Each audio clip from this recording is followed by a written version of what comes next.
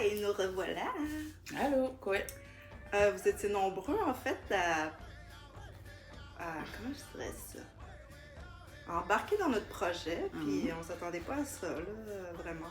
Ben moi, en tout cas, toi? Ben, je savais que ça allait que ça allait embarquer, mais pas de mal. Je pensais pas qu'il allait y avoir du monde qui allait venir nous approcher pour ça, là, ici, pour participer au podcast. Hein. Fait que, c'est une surprise, une belle surprise. Qui vous attend. Ouais. Fait que là, on a des remerciements à faire. En premier lieu, à la personne qui a fait notre logo, ainsi que notre nom, qui est notre cousine, évidemment. Tu sais, il y a tellement de talent dans notre famille, puis partout. C'est Fania, notre cousine. Elle est vraiment bonne. Ben, on n'a rien dit en réalité. Elle a tout... Elle a tout fait, mais ce qu'on disait de modifier ou donner nos idées était vraiment attentive à ça. Puis, moi, c'était vraiment Ouais, ça coche. plus que ce que j'imaginais. Là. Puis le nom aussi, parce qu'on cherchait un nom. Puis ben, c'était... Puis tu sais, vous étiez tellement nombreux à nous donner des noms. 3 personnes. Mais on sait que, tu sais, Inuits sont gênés, puis c'est pour ça qu'ils boivent, OK? On va faire taire les stéréotypes, là, qui sont tout alcooliques. C'est parce qu'on est gênés, fait qu'on boit. Puis on boit, on aime ça avoir du fun. On a tellement de fun qu'on est en mode non-dormo pendant 2 jours, des fois. C'est vécu ici. 3-4 jours. 4 jours, c'est vécu ici. C'est vécu ici, ouais. Fait que c'est ça, dans le fond, merci Fania d'avoir trouvé notre nom, c'était... So enjoy. T'étais pas sûre, on dirait. Ouais. Un gros merci aussi à notre premier commanditaire pour les futurs micros. Sonorisation Kenny-Gwen. La personne qui fait nos montages et ça coche, elle aussi, elle a seulement 16 ans, qui est... Chelsea, ma fille, Chelsea Grégoire. Un gros merci, sans toi, on ferait pitié. Ah, oui. Mais ça. Shawit, qui nous a permis d'utiliser sa musique, en fait. Merci à tous ceux qui ont partagé, liké, puis qui s'abonnent à nous. C'est grâce à vous si on va devenir une coche au-dessus. Ça, c'est sûr. On espère atteindre les 100 000 abonnés. 1 million? 1 million. C'est ça qu'elle me disait hier. Ah, 100 000 abonnés, ça serait bien. Je dis, ah non, 1 million, là. 1 million. Puis là, elle me dit, c'est quoi tu m'as dit? Ah, je voulais pas te le dire. Ah, je voulais pas te le dire, mais c'était dans mes pensées. 1 million. C'est la Yana Nakamura. Puis, c'est quoi d'autre on voulait parler aussi? On va parler de nous, on va élaborer ça, là. Pourquoi qu'on fait ça? Ouais, Sophie. Bon, ça a commencé par moi. Ouais. Il y a comme une bulle qui m'a pété dans la tête. Mais non, le monde dit une bulle, là, c'est plutôt une cellule. Puis, c'est parce que moi, je faisais des vidéos avant, là, quand j'avais 21 ans, comme que je l'ai dit dans la première vidéo. C'est parce qu'à ce moment-là, j'ai commencé à cause que je souffrais de phobie sociale. Puis j'ai remarqué que, tu sais, quand j'étais avec des personnes proches de moi, j'étais pas gênée, puis j'étais capable d'être crazy. Mais c'est ça qui m'a vraiment motivée quand je faisais des vidéos. Le monde, il venait me voir à ma job, là, parce que... Puis il passait devant comme, puis il disait tout « Ah, c'est la fille qui fait des vidéos! » Fait que là, il venait me voir. Puis j'avais comme pas le choix d'être comme dans mes vidéos. Fait que ça m'a permis de jouer un personnage. Là. J'étais fake un peu, mais c'était la vraie moi là, qui se cachait au fond. Ah. Puis c'est ça. Moi, j'avais dans l'idée de faire un podcast, mais je me cherchais comme quelqu'un de funny comme moi. Mais là, je me dis, ça va partir en couille, là, en bon français, si j'invite quelqu'un comme moi, puis tu sais, il n'y aurait pas eu de sérieux là-dedans. Puis j'avais pensé à toi parce que je savais que tu faisais des vidéos déjà, des lives, puis tu étais comme à l'aise devant la caméra.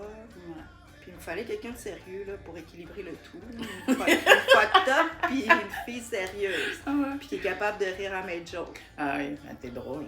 Comment tu veux pas rire avec toi? T'sais? Mais Sophie, ce qu'elle dit pas aussi, c'est qu'elle est très sérieuse aussi dans l'écoute, puis dans est toujours présente pour les gens quand il y a besoin. Puis ça, ben, c'est quelque chose que j'aime beaucoup d'elle. Puis, puis c'est vrai que ça fait un équilibre, là, je dirais. Puis moi, ben, dans le fond, quand elle m'a approchée, ben, je suis à la recherche un peu dans ma vie de la créativité. Tu sais, je voulais aller en art-thérapie, les lives que je faisais, ben, c'est plus pour raconter des petites anecdotes dans ma vie, sur mes enfants aussi.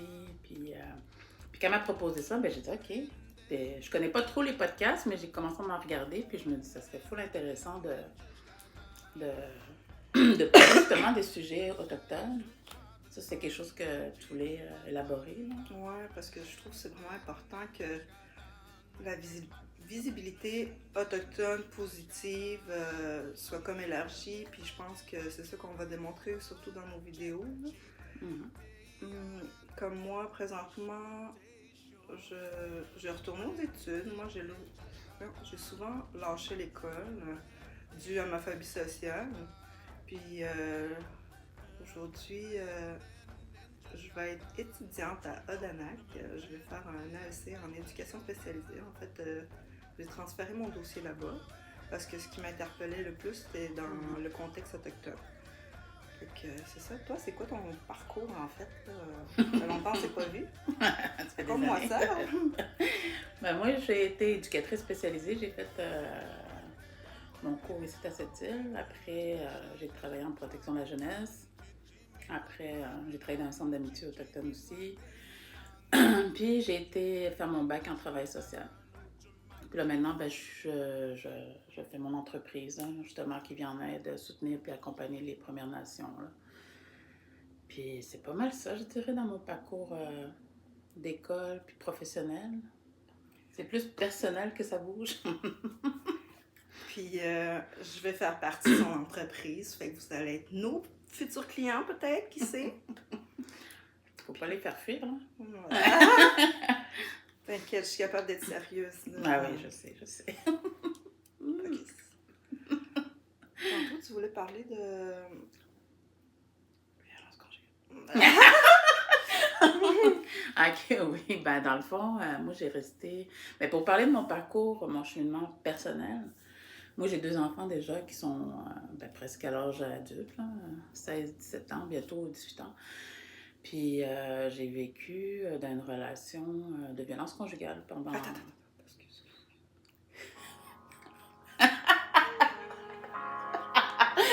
C'est ça fait.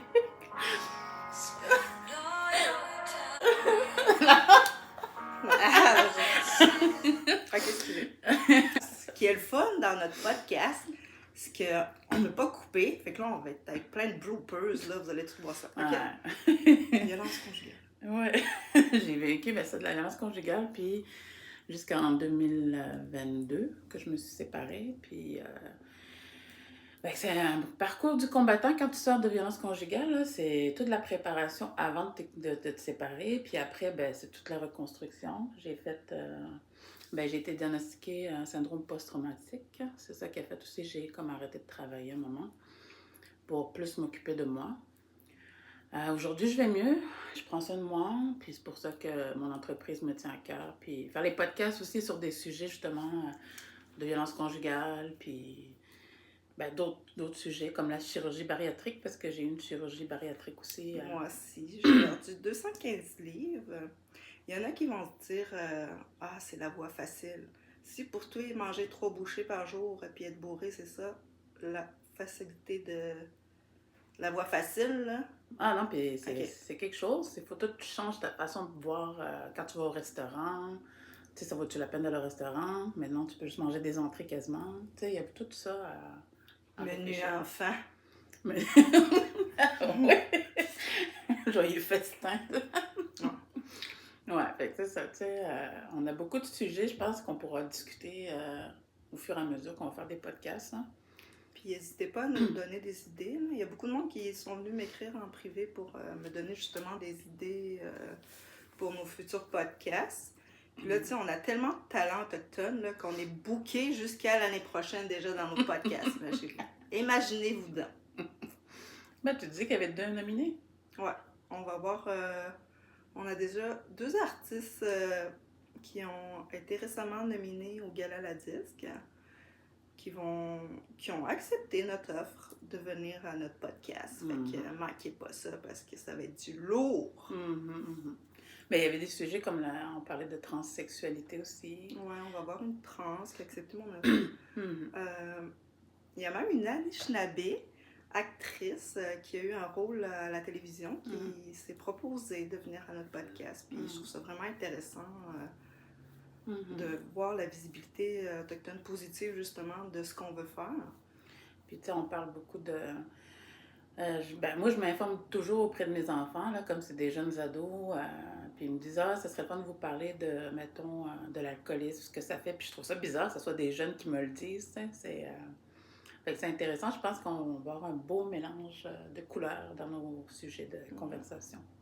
Fait qu'hésitez pas à vouloir venir à notre podcast. Si, Ouais. Mais toi, tu me disais de me présenter, toi. Tu t'es pas présenté. Ben oui, j'ai dit que je souffrais de phobie sociale. OK. Puis que j'allais au Danac. OK. Mais personnellement, t'as des enfants? Oui, j'ai 2 enfants, 2 baby daddy différents. 3e dans pas long. Puis je vais me marier. Moi, je me marie plus. Ouais, parce qu'elle est divorcée 2 fois. Pas encore divorcée. 1 fois et demie. Sur ce, manquez pas notre prochain podcast. On est en train de finaliser ça là, pour vous. Puis à la prochaine. C'est qui le chanceux? C'est qui le chanceux? Merci. Bye.